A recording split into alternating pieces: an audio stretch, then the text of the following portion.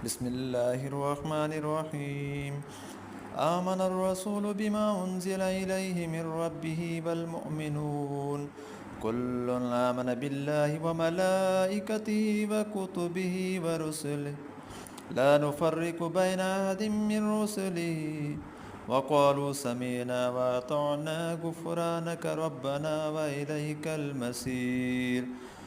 لا يكلف الله نفسا إلا وسعها لها ما كسبت وعليها ما اكتسبت ربنا لا تؤاخذنا إن نسينا واخطأنا ربنا ولا تحمل علينا إصرا كما حملته على الذين من قبلنا ربنا ولا تحملنا ما لا طاقة لنا به واعف عنا واغفر لنا وارحمنا أنت مولانا فانصرنا على القوم الكافرين.